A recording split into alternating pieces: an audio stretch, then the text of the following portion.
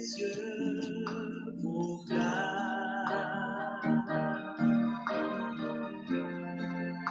la gloire des sources.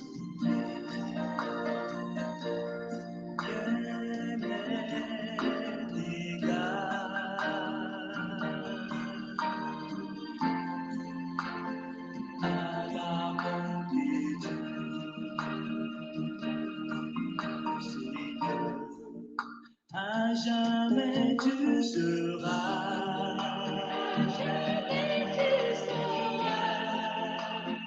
l'agneau sur le trône. À jamais, ô Jésus, tu seras l'agneau sur le trône. Je fléchis mes genoux pour t'adorer. Alléluia. Peuple de Dieu, frères et sœurs en Christ, Shalom. Je suis dans la continuité de l'enseignement du dimanche passé avec un sous-thème important, l'importance de se tenir au pied du Rabbi Jésus-Christ. L'importance de se tenir au pied du Rabbi, au pied du Maître Jésus-Christ. Nous allons nous appuyer à l'écriture d'Éphésiens chapitre 1er, de 21 à 23. Je lis. Là, le Christ est placé bien au-dessus de toute autorité, de toute puissance, de toute domination et de tout nom qui se nomme, non seulement dans ce siècle, mais aussi dans celui qui est à venir. Dieu a tout placé sous ses pieds. Et ce Christ qui domine toutes choses, il l'a donné pour chef à l'Église qui est son corps. Lui en qui habite la plénitude du Dieu qui remplit tout en tous. Alléluia. Cette écriture est riche en révélations. Bien-aimés frères et sœurs, au cours du mois passé de septembre, nous avons, en tant que corps du Christ, cherché à être transformés au pied du Maître Jésus-Christ. Et selon ce que nous venons de lire, pendant que le diable est en train de s'autoproclamer prince du monde, il nous est dit clairement que l'autorité suprême appartient uniquement à Jésus-Christ, devant qui nous devrions tous nous tenir à ses pieds. Jésus-Christ est le roi des rois, le Seigneur des seigneurs, le maître de tous les maîtres, devant qui nous nous prosternons inutilement. Ni dans le ciel, ni sur la terre, personne n'égale la puissance de celui qui est mort et ressuscité. Christ est au-dessus de toutes les forces, de toutes les autorités et les puissances que l'on puisse imaginer. Il est au-dessus de tout, aujourd'hui et à jamais. Alléluia. Mon frère, ma soeur, dans le temps présent comme dans le siècle à venir, c'est Jésus-Christ qui règne. Il est souverain. Et ma question, comment donc cherches-tu à donner de l'importance au maître temporel? En vérité, mon frère, ma soeur, si tu veux accéder à la puissance de Christ qui surpasse toute forme de défi, la meilleure des choses pour toi est de placer ta foi en lui, de te tenir à ses pieds. Toutes ces croyances et toutes ces pratiques qui t'ont été enseignées ne répondront jamais à tes préoccupations. Tous ces gourous auxquels tu as placé confiance sont des manipulateurs. Et si tu ne reviens pas à Jésus, tu perds ton temps avec eux et tu risqueras de te retrouver avec eux dans l'enfer. Retiens cette date Et ces paroles que je t'annonce de la part de Dieu, si tu fermes ton cœur à ce message, un jour, tu le regretteras et tu te diras, cet homme de Dieu avait certainement raison. Pourquoi nous tenir au pied du Christ uniquement? C'est lorsque nous avons lu aux Éphésiens chapitre 1er de 21 à 23, la réponse à cette question est claire. Tout a été mis par le Père Céleste sous les pieds de Christ. Ainsi, je ne vois aucune autre personne qui a accompli la mission de salut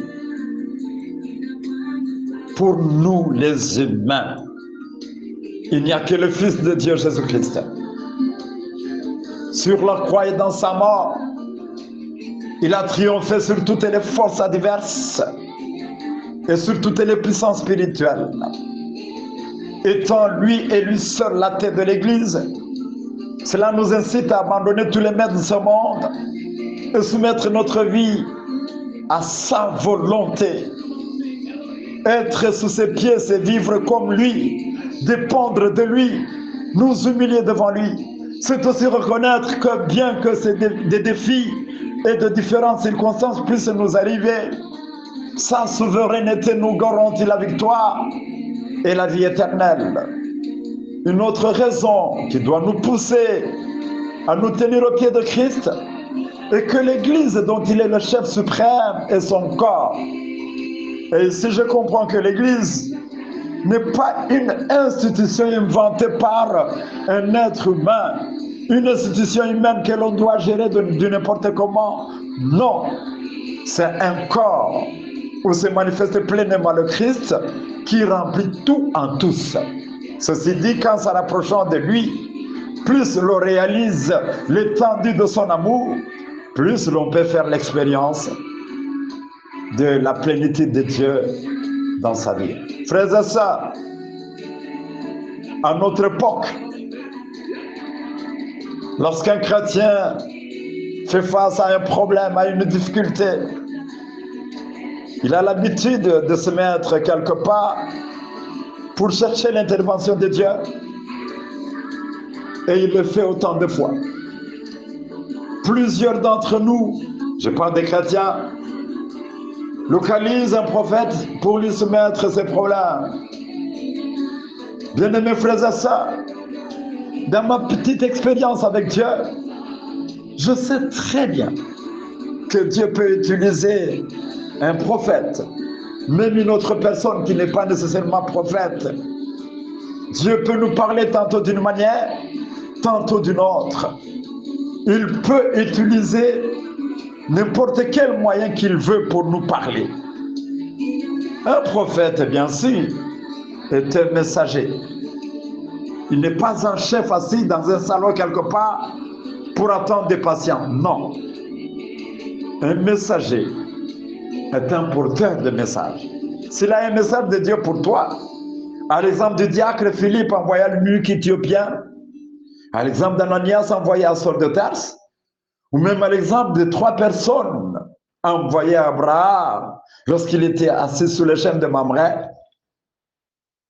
eh bien, l'Esprit de Dieu va conduire le prophète jusqu'où se trouve celui à qui il doit déposer le message, et c'est tout. Aujourd'hui, ce n'est plus ça. Le chrétien, au lieu d'aller au pied de celui qui est mort et ressuscité pour lui, il opte s'agenouiller devant un prophète pour la solution à ses problèmes. Écoutez-moi bien. Je ne doute pas que Dieu puisse utiliser un prophète pour ta vie. Mais mon inquiétude est la manière dont les choses sont faites actuellement. Que peux-tu recevoir d'important d'un prophète que tu n'aies reçu en Christ, en qui Dieu a mis la plénitude de toutes choses? Christ ne répond pas seulement à nos besoins, mais il commence par la transformation intérieure. Savez-vous que même les non-croyants commencent à fréquenter les mêmes prophètes que nous, les chrétiens actuels? Moi, je crois que ce qui est important pour notre vie, c'est la transformation. Ne roulons pas sur la route de notre vie en perdant la véritable direction et notre héritage spirituel. Au pied de Jésus, il y a ta transformation, ton réveil personnel, de merveilles, de prodiges et de miracles. L'unique direction à prendre, c'est vers Jésus et non à gauche ni à droite. Ce qui est divin vient de Dieu et ce qui est humain n'a pas d'impact sur ta vie. Il est temps de choisir les bonnes priorités, la bonne part comme Marie, la sœur de Lazare.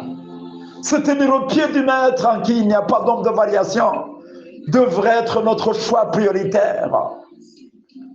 Frères et sœurs, le nom des hommes de ce monde, comme à commencer par les personnages bibliques, Abraham, Moïse et les autres, le nom des fondateurs des églises ou des religions, comme William Branham, Mahomet, William Branham, fondateur du branhamisme, Mahomet, fondateur de l'islam, Bouddha, qui a enseigné la voie pour se libérer de la souffrance et atteindre l'éveil, Nanak Dev Ji, le fondateur du sikhisme, Lao Tse, Zarathustra, Simon Kimbangu, Tata Honda et bien d'autres ne doivent pas remplacer celui. Tous ces noms ne doivent pas remplacer celui de Jésus.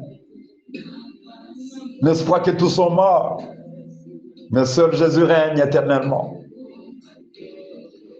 Comme l'apôtre Paul nous le dit dans l'écriture de Philippiens chapitre 3, 10, heureux sommes-nous si notre désir est de connaître le Christ, expérimenter la puissance de sa résurrection, vivre en sa compagnie, apprendre à ses pieds sa pensée par sa parole, goûter sa sympathie, être en sa présence et l'adorer. Bien-aimés frères et sœurs, quand le monde s'agite, quand tout ne semble pas marcher, dirigeons-nous dans ce lieu calme de la présence du véritable Maître, où une voix douce nous dit: venez à moi, vous tous qui êtes fatigués et chargés, et je vous donnerai du repos. Dans nos moments de tumulte, la meilleure des options est de nous tenir au pied de Jésus. Je vous assure, en choisissant rester au pied du Maître, Jésus-Christ, l'on demeure à l'écoute de sa parole et le Saint-Esprit nous montre la voie à suivre. Frères et sœurs, au pied de Jésus se trouvent toutes les réponses à nos soucis. En Jean chapitre 15, 5, Jésus révèle une vérité que personne ne peut modifier. Qu'est-ce qu'il dit? Je suis le cep, vous êtes les sarments. Celui qui demeure en moi et en qui je demeure porte beaucoup de fruits, car sans moi, vous ne pouvez rien faire. Alléluia. Est-ce que tes oreilles ont bien entendu cette écriture? Je suis le cep, vous êtes des sarments. Celui qui demeure en moi et en qui je demeure porte beaucoup de fruits. Pour être le chrétien qu'il faut que tu sois selon Dieu, il faut que tu crois que Jésus est l'unique source de vie. Regardons un arbre et ses branches. Les branches tirent entièrement leur vie, leur croyance et leur production de cet arbre. C'est pour dire que sans Jésus, la vie n'a pas de sens. Sans lui, le chrétien ne peut rien réaliser de valable dans sa vie. Nous sommes appelés à demeurer en Christ, à entretenir une relation intime et constante avec lui, en vue de recevoir sa grâce et son énergie. Frères et sœurs,